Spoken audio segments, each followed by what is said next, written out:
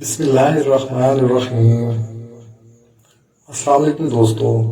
بادشاہ کا موڈ اچھا تھا۔ وہ نوجوان وزیر کی طرف موڑا اور مسکرا کر پوچھا، تمہاری زندگی کی سب سے بڑی خواہش کیا ہے؟ وزیر شرما گیا، اس نے منہ نیچے کر لیا، بادشاہ سے کہکا لگایا اور بولا، تم گھبراؤ مت، بس اپنی زندگی کی سب سے بڑی خواہش بتاؤ۔ وزیر گھٹنوں پر جھکا اور عاجزی سے بولا، حضور آپ دنیا کی خوبصورت ترین سلطنت کے مالک ہیں۔ میں جب بھی یہ سلطنت دیکھتا ہوں تو میرا دل میں خواہش پیدا ہوتی ہے، اگر اس کا 10واں حصہ میرا ہوتا تو میں دنیا کا خوش نصیب ترین شخص ہوتا۔ یہ کہہ کر وزیر خاموش ہو گیا۔ بادشاہ نے کہکا لگایا اور بولا، میں اگر تمہیں اپنی آدھی سلطنت دے دوں تو؟ وزیر نے گھبرا کر اوپر دیکھا اور عاجزی سے بولا، بادشاہ سلامت، یہ کیسے ممکن ہے؟ میں اتنا خوش قسمت کیسے ہو سکتا ہوں؟ بادشاہ نے فوراً احکامات لکھنے کا حکم دیا۔ بادشاہ نے پہلے حکم کے ذریعے اپنی آدھی سلطنت نوجوان وزیر کے حوالے کرنے کا فرمان جاری کر دیا۔ دوسرے حکم میں بادشاہ نے وزیر کا سر قلم کرنے کا حکم دے دیا۔ وزیر دونوں احکامات پر حیران رہ گیا۔ بادشاہ نے احکامات پر مہر لگائی اور وزیر کی آنکھوں میں آنکھیں ڈال کر بولا، تمہارے پاس 30 دن ہیں، تم نے ان 30 دنوں میں صرف 3 سوالوں کے جواب تلاش کرنا ہے۔ تم کامیاب ہو گئے تو میرا دوسرا حکم منسوخ ہو جائے گا اور تمہیں آدھی سلطنت مل جائے گی، اور اگر تم ناکام ہو گئے تو پہلا حکم خارج سمجھا جائے گا اور دوسرے حکم کے مطابق تمہارا سر اتار دیا جائے گا۔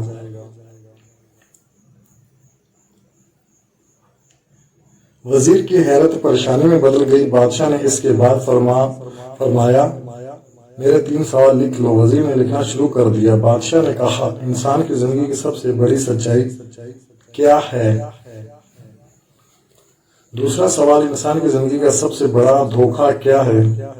بادشاہ رکا اور پھر بولا، تیسرا سوال، انسان کی زندگی کی سب سے بڑی کمزوری کیا ہے؟ بادشاہ نے اس کے بعد نکارے پر چوٹ لگوائی اور بآواز بلند فرمایا، تمہارا وقت شروع ہوتا ہے اب۔ وزیر نے دونوں پروانے اٹھائے اور دربار سے دوڑ لگا دی۔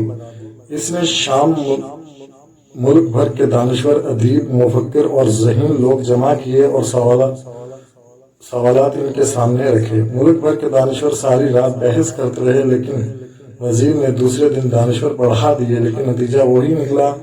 وہ آنے والے دنوں میں لوگ بڑھاتا رہا مگر اسے کوئی تسلی بخش جواب نہ مل سکا، یہاں تک کہ وہ مایوس ہو کر دارالحکومت سے باہر نکل گیا۔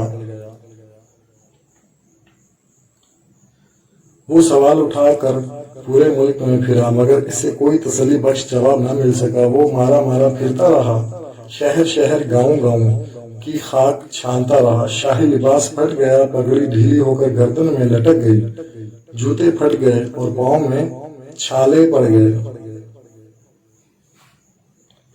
یہاں تک کہ شرط کا آخری دن آ گیا۔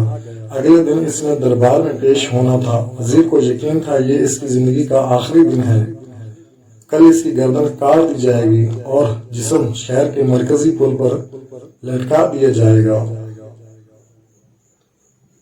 وہ مایوسی کے عالم میں دارالحکومت کی کچی آبادی میں پہنچ گیا۔ آبادی کے سرے پر ایک فقیر کی جھونپڑی تھی۔ وہ گرتا پڑتا اس کٹیا تک پہنچ گیا۔ فقیر سوکھی روٹی پانی میں ڈبو کر کھا رہا تھا، ساتھ ہی دودھ کا پیالہ پڑا تھا اور فقیر کا کتا دودھ پی رہا تھا۔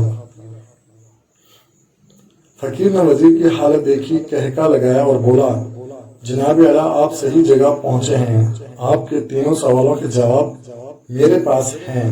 وزیر نے حیرت سے اس کی طرف دیکھا اور پوچھا، میرا مسئلہ کیا ہے؟ فقیر نے سوکھی روٹی کے ٹکڑے چھابے میں رکھے، مسکرایا، اپنا بوریا اٹھایا اور وزیر سے کہا، یہ دیکھیے، آپ کو بات سمجھ آ جائے گی۔ وزیر نے جھک کر دیکھا، بوری کے نیچے شاہی لباس بچھا تھی۔ یہ وہ لباس تھا جو بادشاہ اپنے قریب ترین وزراء کو عنایت کرتا تھا۔ فقیر نے کہا،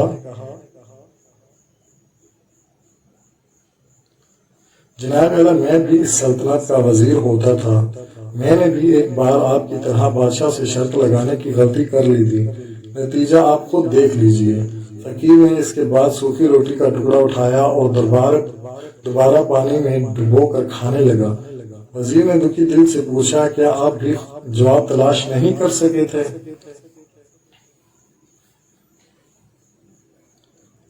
فقیر نے کہکا لگایا اور جواب دیا، میرا معاملہ آپ سے مختلف تھا، میں نے جواب ڈھونڈ لیے تھے، میں نے بادشاہ کو جواب بتائے، آدھی سلطنت کا پروانہ پھاڑا، بادشاہ کو سلام کیا اور اس کٹیا میں آ کر بیٹھ گیا۔ میں اور میرا کتا دونوں مطمئن زندگی گزار رہے ہیں۔ وزیر کی حیرت بڑھ گئی، لیکن یہ سابق وزیر کی حماقت کے تجزیے کا وقت نہیں تھا، جواب معلوم کرنے کی گھڑی تھی۔ چنانچہ وزیر فریادی بن گیا اور اس نے فقیر سے پوچھا، کیا آپ مجھے سوالوں کے جواب دے سکتے ہیں؟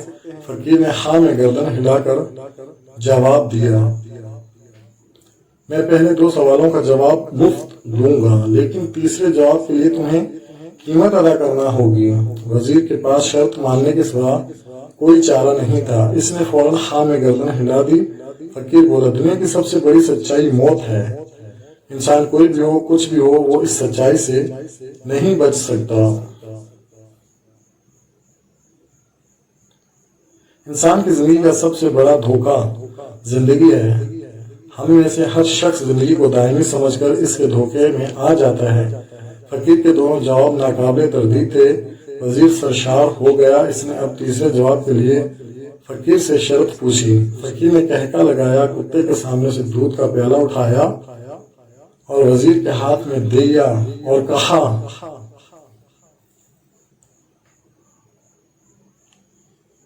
میں آپ کو تیسرے سوال کا جواب اس وقت تک نہیں دوں گا جب تک آپ یہ دودھ نہیں پیتے۔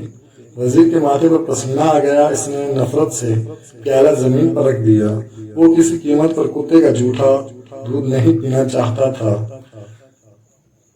فقیر نے کندھے اچکائے اور کہا، تمہارے پاس اب دوسرا راستہ نہیں ہے، تم انکار کر دو اور شاہی جلاد کا تمہارا سر اتار دے گا، یا پھر تم یہ آدھا پاؤ دودھ پی جاؤ اور تمہاری جان بھی بچ جائے اور تم آدھی سلطنت کے مالک بھی بن جاؤ، فیصلہ برحال تم نے کرنا ہے۔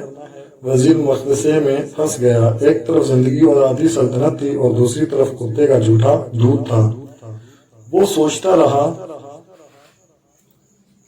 رہا یہاں تک کہ جان اور مال جیت گئی اور عزت نفس ہار گئی۔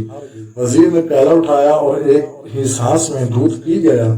فقیر نے کہکا لگایا اور بولا، میرے بچے، انسان کی سب سے بڑی کمزوری غرض ہوتی ہے،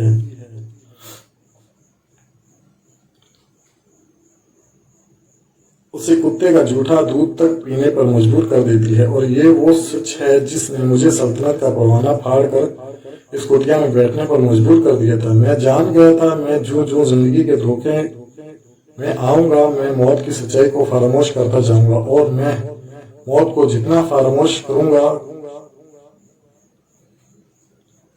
میں اتنا ہی غرض کی دلدل میں دھنستا جاؤں گا، اور مجھے روز اس دلدل میں سانس لینے کے لیے غرض کا غلیظ دودھ پینا پڑے گا۔ لہٰذا میرا مشورہ ہے، زندگی کی ان 3 حقیقتوں کو جان لو، تمہاری زندگی اچھی گزرے گی۔ وزیر خجالت، شرمندگی اور خود ترسی کا تحفہ لے کر فقیر کی کٹیا سے نکلا اور محل کی طرف چل پڑا۔ وہ جو محل کے قریب پہنچ رہا تھا، اس کے احساس شرمندگی میں اضافہ ہو رہا تھا، اس کے اندر ذلت کا احساس بڑھ رہا تھا۔ وہ اس احساس کے ساتھ محل کے دروازے پر پہنچا، اس کے سینے پر بہت بوجھ تھا، وہ گھوڑے سے گرا، لمبی ہچکی لی اور اس کی روح اس جہان فانی سے پرواز کر گئی۔ ہمیں کسی دن کسی ٹھنڈی جگہ پر بیٹھ کر زندگی کے ان بنیادی سوالوں پر ضرور غور کرنا چاہیے۔ ہمیں یہ سوچنا چاہیے، ہم لوگ کہیں زندگی کے دھوکے میں آ کر غرض کے پیچھے تو نہیں بھاگ رہے، ہم لوگ کہیں موت کو فراموش تو نہیں کر بیٹھے، ہم کہیں اس کہانی کے وزیر تو نہیں بن گئے۔ مجھے یقین ہے ہم لوگوں نے جس دن یہ سوچ لیا، اس دن ہم غرض کے ان غلیظ پیالوں سے بالاتر ہو جائیں گے۔ خوش رہیں، آباد رہیں، ہمیشہ مسکراتے رہیں۔ اللہ پاک آپ تمام دوستوں کو خوش رکھے۔ اللہ حافظ، اللہ نگہبان۔